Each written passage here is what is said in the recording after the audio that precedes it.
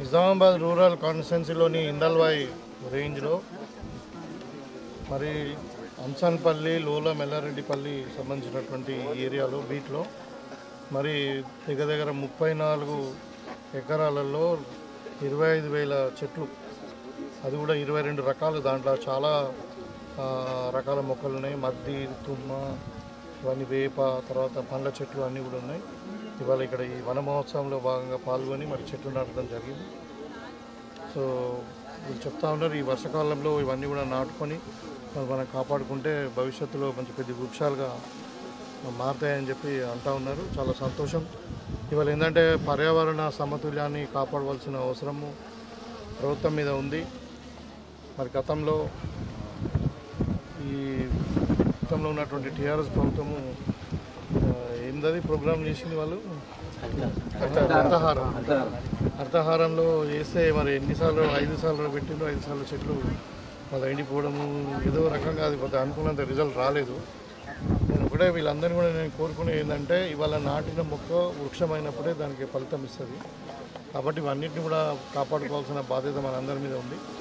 ఇదే కాకుండా ఇప్పుడు ఈ వానకాలంలో ప్రతి ఒక్కరూ ఇంటికి ఒక మొక్క చొప్పున పెట్టి, ఎందుకంటే మనము ఈ గ్రీనరీ మన గ్లోబల్ వార్మింగ్ కానీ ఇవాళ మళ్ళా తర్వాత ఈ ఫారెస్ట్ ఏదైతే మనం డైలీ యూజ్ కానీ దీని కొరకు డిఫారెస్టేషన్ అయితే ఉందో దాని ఫారెస్ట్ని కాపాడుకోవాల్సిన అవసరం ఉంది. కాబట్టి మనము ఈ ఇంటికి ఒక మొక్కను పెట్టి వర్షాకాలంలో ఇంటికి ఒక మొక్కను పెంచితే మరి మళ్ళీ ఈ అడవి ప్రాంతం అంతా కూడా మరి 28% ఏదైతే ఉండాలో దాన్ని అచీవ్ చేయడానికి గవర్నమెంట్ ప్రయత్నం చేస్తూ ఉంటుంది.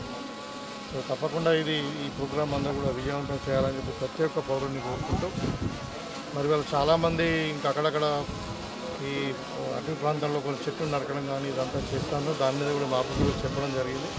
స్ట్రిక్ట్గా మీరు ఎక్కడ కూడా ఎవరిని అలో చేయదు. మీరు ఎక్కడైతే మీరు ఈ శాటిలైట్ సర్వే చేసి ఎక్కడైతే ఉంటుందో అవన్నీ కూడా మొత్తం పెంచులు దవేసి మరి మన అడవిని కాపాడుకోవాల్సిన బాధ్యత మన మీద ఉంది. కాబట్టి వాళ్ళందరూ కూడా మరి సూచనలు ఇస్తూ మరి ఈ వానాకాలంలో తెలంగాణలో మొత్తం కూడా కొన్ని లక్షల మొక్కలను నాటి మరి ఈ మన పరివారాన్ని మన తెలంగాణను ఇంకా వర్షాలు ఎక్కువ పడేటట్టు చేసుకోవాలని చెప్పి మేము భావిస్తాం. గతంలో ఎన్నడూ లేని విధంగా మరి గెలిచిన 8 నెలల్లోనే రైతాంగానికి ఇచ్చినటువంటి మాట ఏదైతే మనకు రైతులకు రుణమాఫీ చేస్తామని చెప్పినామో 2 లక్షల రూపాయలు ఏకకాలంలో. మరి మీకు అందరు కూడా తెలుసు, గతంలో పరిపాలించినటువంటి టీఆర్ఎస్ పార్టీ తెలంగాణను 7 లక్షల కోట్ల రూపాయల అప్పుల పాలు చేసినటువంటి సందర్భంలో మరి ప్రజలకు ఇచ్చినటువంటి మాట నిలబెట్టుకోవాలి. కాంగ్రెస్ పార్టీ అంటేనే మాట తప్పని పార్టీ, మాట మీద ఉండేటువంటి పార్టీ. కాబట్టి గతంలో చరిత్ర కూడా ఉంది. రైతులకు ఉచిత విద్యుత్ ఇస్తామని చెప్పిన మొదటి సంతకమే రాజశేఖర రెడ్డి గారు చేసినటువంటి సందర్భం.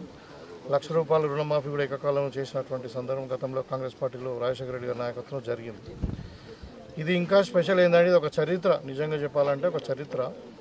మన దేశంలో 29 రాష్ట్రాలు ఉన్నాయి. 29 రాష్ట్రాలలో ఈ పథకం ఎక్కడ కూడా ఇంత ఫాస్ట్గా అమలు కాలేదు. 32,000 కోట్లు బ్యాంకు ద్వారా ట్రాన్సాక్షన్ అనేది అసలు దేశ చరిత్రలోనే జరగదు. ఈవెన్ ప్రైవేట్ సెక్టర్లో కూడా జరగదు. సో ఇది మరి ఎన్ని ఇబ్బందులైనా ఇవాళ మనం రైతులను రుణ విముక్తులు చేయాలన్న ఆలోచన ప్రభుత్వం. గతంలో చూసినా మనము రైతులు చాలామంది 1-2 లక్షల రుణాలకే ఆత్మహత్యలు చేసుకున్నటువంటి సందర్భం. ఇవాళ రైతు ఏమనుకుంటాడంటే మాకు భూమి ఉంటే ఎంత అయితే గౌరవం ఉంటుందో అప్పు లేకుంటే కూడా అంతే గౌరవంగా బతుకుతారు. ఒక రైతు ఇంటి ముందు అప్పుల వాడు నిలబడ్డాడంటే వాడు క్షోభించిపోయి మరి ఆత్మహత్య చేసుకున్నటువంటి పరిస్థితులు ఇవాళ తెలంగాణ వ్యాప్తంగా దగ్గర 70 లక్షల మంది రైతులను ఆ బ్రాకెట్ ఏదైతే మనకు 2018 డిసెంబర్ 12 నుండి మరి 9th డిసెంబర్ 2023 వరకు ఉన్నవారు అందరూ కూడా 2 లక్షల రూపాయలు రుణమాఫీ చేయడం జరిగింది. అయితే ఇప్పుడు మొన్న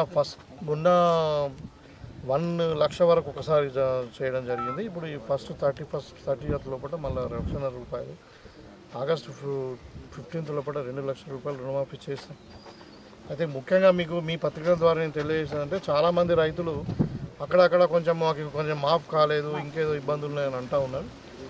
అన్నిటికి కూడా ఏం చేసినామంటే ఇప్పుడు అగ్రికల్చర్ ఎక్స్టెన్షన్ ఆఫీసర్స్కు బాధ్యతలు అప్పచెప్పినాం.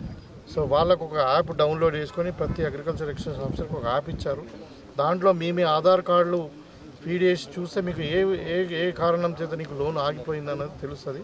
అంటే ఫ్యామిలీ ప్రూఫ్ లేదా, లేకుంటే ఇంకా కేవైసీ ప్రాబ్లం ఉందా, లేదంటే ఇంకా ఆధార్ ప్రాబ్లం ఉందా, ఏదైనా తెలుస్తుంది. అందుకనే ఇవాళ జనరల్ ట్రాన్స్ఫర్స్ అయినప్పటికీ మరి ఇవాళ అగ్రికల్చర్ ఎక్స్టెన్షన్ ఆఫీసర్స్ను ఒక 1 నెల రోజులు కూడా ట్రాన్స్ఫర్స్ ఆపేసి ప్రతి రైతుకు రుణమాఫీ చేసేదాకా ఇవాళందరూ కూడా బాధ్యత తీసుకొని ఈ రుణము ఏది మనకి వచ్చిన డబ్బులు కూడా వేరే విధంగా వేరే సైడ్ ట్రాన్స్ఫర్ కాకుండా టోటల్ రైతుల అకౌంట్లోనే జమ చేయాలని, ఏదైనా అవకతవకలు దొరికితే అధికారుల మీద సీరియస్గా కఠినమైన చర్యలు ఉంటాయని చెప్పి ప్రభుత్వం సీరియస్గా చెప్పడం జరిగింది. కాబట్టి నేను ఒకటే విజ్ఞప్తి చేస్తూ ఉన్నా, రైతులు ఎవ్వరు కూడా ఆందోళన చెందాల్సిన అవసరం లేదు. ఇవాళ ప్రభుత్వం ఒక మాట ఇచ్చింది, కాంగ్రెస్ పార్టీ ఒక మాట ఇచ్చింది, దాని క్యాబినెట్లో నిర్ణయం తీసుకొని జీవో ఇచ్చిందంటే అది 100% అమలై తీరుతుంది. సో కాబట్టి కొంచెం వారం రోజులు ఆలస్యమైనా కానీ మరి మీరు తప్పకుండా మీకు అందరు కూడా రుణం మాఫ్ అవుతుంది. ఎవరు కూడా ఆందోళన చెందాల్సిన అవసరం లేదు. మీ ఆధార్ కార్డులు, బ్యాంక్ అకౌంట్లు తీసుకొని మీరు ఏదైనా సమస్యలు ఉంటే మరి ఈ అగ్రికల్చర్ ఎక్స్టెన్షన్ ఆఫీసర్కు ఏదైతే పెట్టిండో ఆయన దగ్గరికి పోయి మీరు మీ రుణమాఫీని చేయించుకోగలరని చెప్పి భావిస్తున్నాను.